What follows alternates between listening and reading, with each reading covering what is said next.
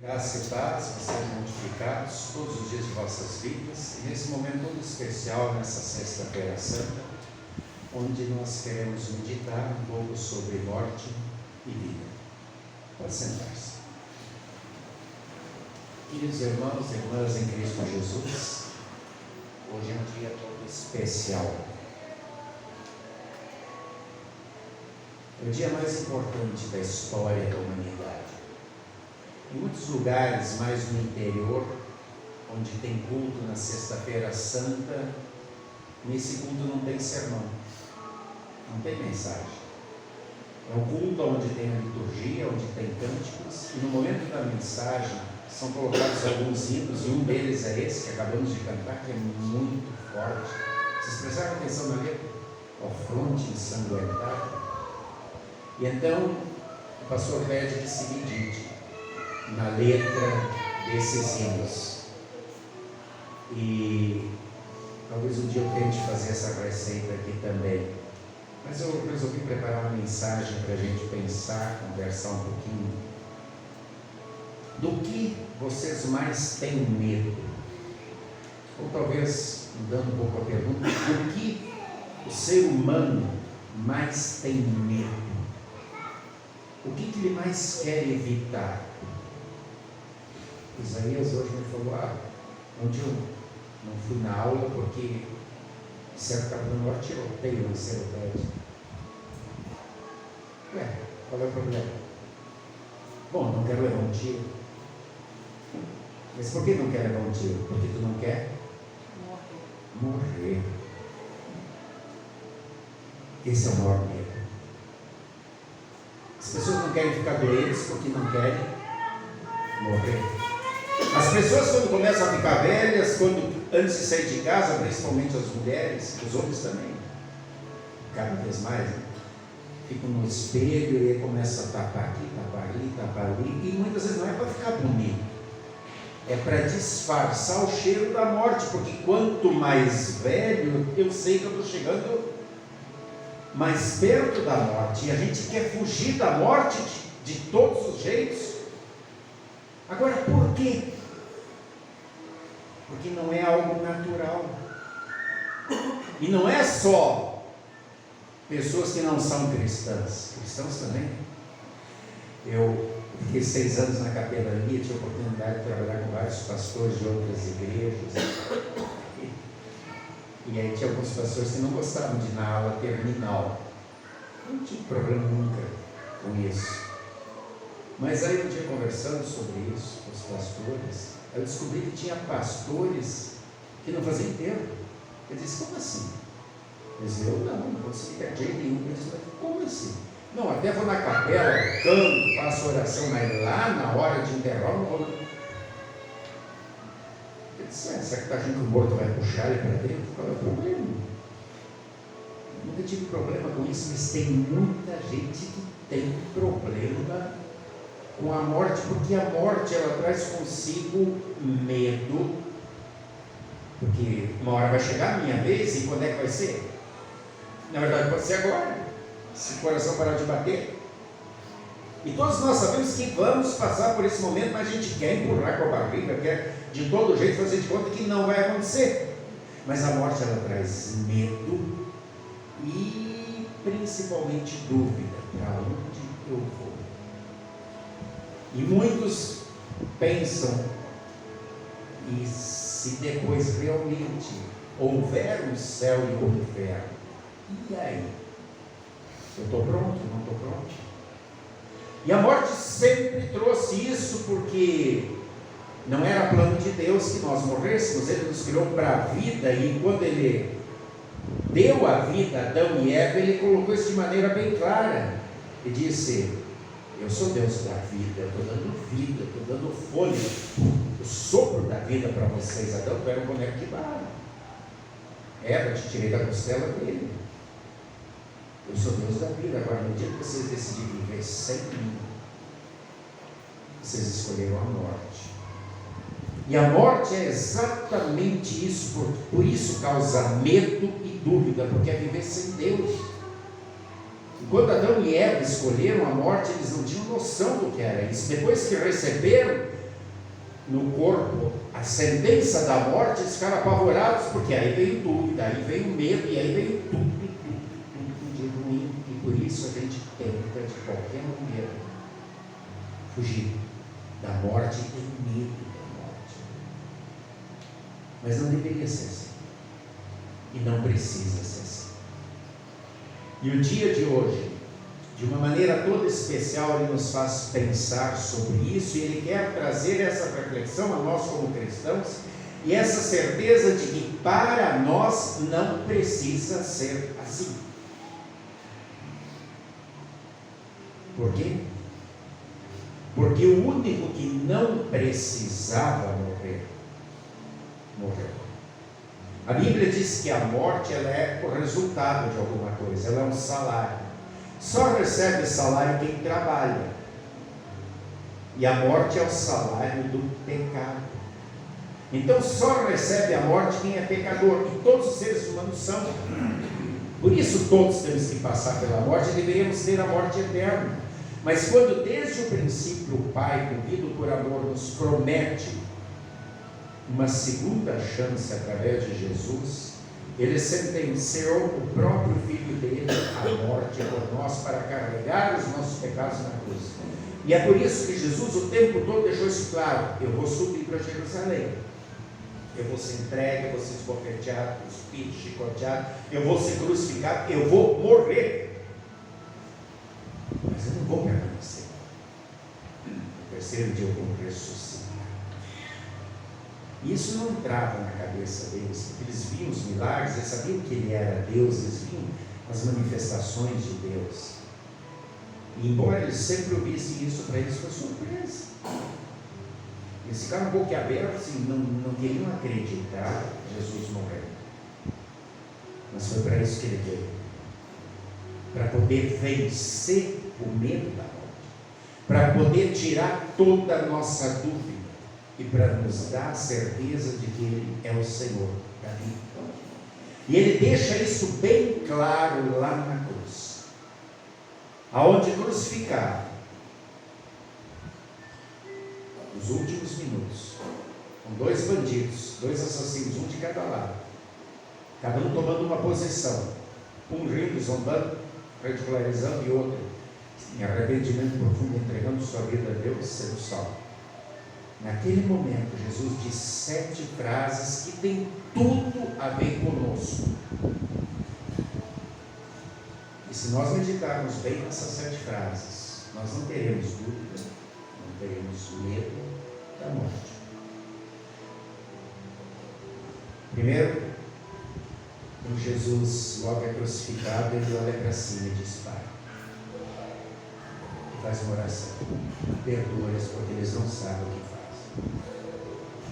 E essa oração não é só por aqueles que estavam ali zombando, ridicularizando, que pregaram as mãos, os pés, chicotearam, cuspiram na cara dele e estavam rindo. Essa oração é por mim, e essa oração é por você. Quantas e quantas vezes nós não sabemos o que fazemos? Nós ainda deixamos os sintomas de morte tomarem conta de nós, aqueles que nós temos dentro de nós: a raiva, o ciúme, o ódio, a mágoa, o rancor, a mentira, a fofoca, a inveja. Isso tudo é sintoma de morte. Quantas vezes nós causamos morte com palavras mal faladas, malditas, quando nós traímos um amigo, quando nós abandonamos alguém, quando nós mentimos, quando nós fazemos uma fofoca, causamos uma intriga, quando nós pisamos em alguém, quando nós não ajudamos alguém que poderíamos ajudar, a gente está causando morte em alguém que fica sozinho, em alguém que fica decepcionado, em alguém que é oprimido, em alguém que é sufocado. Muitas vezes nós somos agentes de morte. E aí é preciso que Jesus lá em cima, como nosso advogado, continue orando diante do Pai: Pai, perdoa ele não sabe o que faz. Quantos hoje, nesse dia, ao invés de estarem compenetrados, pensando na sua situação diante de Deus, estão enchendo a cara por aí, bebendo, fazendo. Cada um faz sua escolha. Eu, antes do culto, eu mandei aquele convitezinho para o culto, no grupo da congregação, dos jovens, dos leigos, eu mandei individualmente para todos. Interessante que tinha um zap de uma jovem, uma aula antes, eu pensei, é aqui que ela está falando, eu vou ouvir. Não era a voz dela, era de algum trabalho, não sei se era namorado, inclusive ela não está aqui. Olhando aqui, ela não está. Mas aí o rapaz estava com um monte de som de barulho de copo e tal, atrás do fardo, e ele dizia, hoje não é dia de igreja, hoje é dia de beber, de encher a cara. E aí a gente vai para a segunda frase de Jesus. Tinha dois bandidos, dois assassinos. Um estava exatamente rindo, zombando, dizendo, sai daí, leva a gente contigo, tu não é todo poderoso, não fez tantos milagres. Esse é o lado, hoje é hora de beber, checar, né? Hora de, cada um tem sua escolha. Mas o outro, arrependido da sua vida, diz, agora, quem sabe a minha última hora ele vai ser, né? Daqui a pouco eu vou morrer, eu preciso me arrepender agora. Ele olha para Jesus e diz, puxa Jesus, dá para te passar um pano? Ou seja, o sangue de Deus, não tem jeito de limpar tudo isso que eu fiz. Lembra-te de mim, Senhor. Porque ele diz para o outro, cala tua boca, rapaz, nós somos assassinos, nós merecemos isso aqui, ele é santo, Jesus nunca fez nada de errado. Tu não teme a Deus? Ou seja, ele naquele momento estava temendo a Deus. E ele buscava diante de Deus não ter medo da morte. Ele queria sanar sua dúvida, e ele sanou em Jesus quando viu Jesus orando pelos que o matavam. Quando acabou a dúvida, acabou o medo. E aí ele olha para o Senhor da vida e diz, lembra de mim, Jesus diz, a sua segunda frase, em verdade te digo que hoje estarás comigo no paraíso. E essa é a frase que eu e você precisamos sempre de novo ouvir, toda vez que nós nos arrependemos. Ei, eu estou te perguntando, vamos lá, segura na minha mão e vamos continuar firme. E aí vem a terceira frase que nós acabamos de ler aqui no Evangelho de João, quando Jesus olha para a mãe dele e vê que ela vai perder o filho amado, e ela, Maria já devia ter uns 60 anos, Jesus tinha 33, e naquela época, 50 anos, naquele período de miséria, de tantas doenças, a pessoa com 50 anos já era velha. Ele está preocupado com Maria. Ele olha para Maria e diz, olha o João aí, o filho, o discípulo mais jovem, esse é teu filho. E olhando para João diz, ela é tua mãe. E aí João diz ali, daquele momento em diante o discípulo levou ela para casa para cuidar como mãe dela. E é assim que Jesus está olhando para mim, para ti, que temos medo, que temos dúvida, que muitas vezes diante da dor, de um desemprego, de um fora que levamos, de uma decepção, a gente fica sem chão, como Maria estava ficando, e como João, o discípulo mais jovem, e agora eu vou perder não apenas meu mestre, mas meu paizão. E aí Jesus diz, eu não estou te deixando sozinho não. Eu estou vendo como é que tu está, eu estou olhando teu coração, eu vou cuidar de ti, através de alguém. E essa foi a terceira frase. Então vem a quarta frase, quando Jesus olha para o céu e diz, Deus meu, por que me desamparaste? E aí a gente pergunta, como assim? Não é uma trindade? Não é um Deus só? Como é que o Pai desamparou o Filho? Não é que houve uma ruptura, não é que houve uma separação, é que naquele momento o Pai desampara o Filho com o seu amor, com a sua misericórdia, ele não passa o pano. O Pai diz, tu quiseste levar o pecado de todos eles, então tu vai sofrer toda a dor que eles deverão sofrer, todo o desprezo, toda a dor da morte.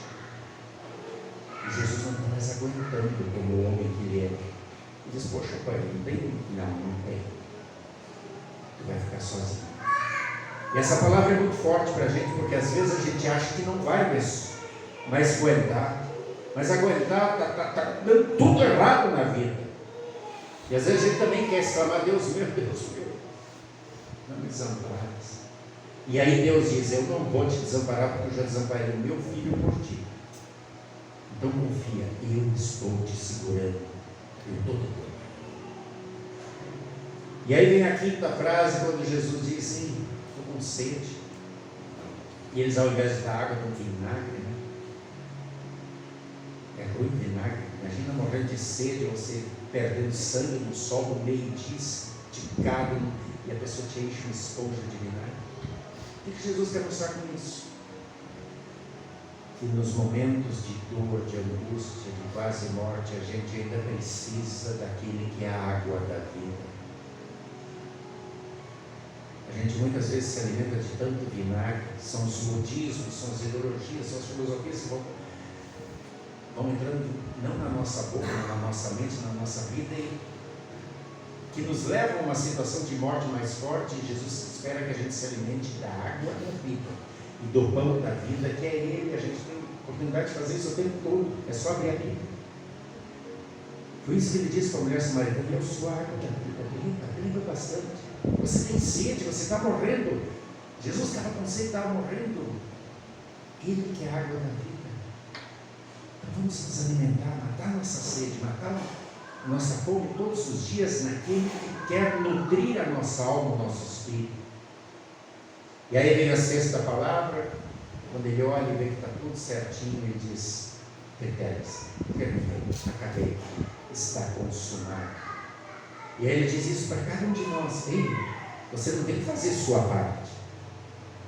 Eu fiz tudo, não é trabalho, apenas confia, creia e me coloque como prioridade da tua vida. Use teus dons, teus talentos, vibre, mostre a gratidão todos os dias. Tudo foi feito por Ele para a nossa salvação, para tirar nossos medos, nossas dúvidas e nos dar a garantia da vida eterna. E então a sétima frase é: Pai, nas tuas mãos entrego o meu espírito. Para nós que agora entendemos tudo isso que aconteceu na sexta-feira, a gente não tem mais dúvida. E se a gente não tem mais dúvida do que foi feito por amor por cada um de nós, a gente não precisa ter medo da morte, porque o Senhor da vida venceu a morte por nós e garantiu que assim como Ele ressuscitaria, nós ressuscitaremos. E com essa certeza, quando chegar a nossa hora, nós também podemos dizer: Pai, estou pronto, nas tuas mãos eu entrego o meu espírito. E aí estaremos todos juntos na vida eterna, a vida para além da morte, que nos foi dada pelo Senhor da vida, que precisou passar pela agonia da morte para tirar qualquer dúvida, qualquer medo, e nos dar essa garantia: temos uma vida eterna com Deus. Então escolhemos o lado certo da cruz. Não desperdicemos a oportunidade como tantos estão fazendo. Assim seja. Amém. E a paz de Deus, que excede o entendimento humano, guarde corações e mentes em Cristo Jesus até o grande dia, quando Ele nos chamar para a vida eterna. Amém.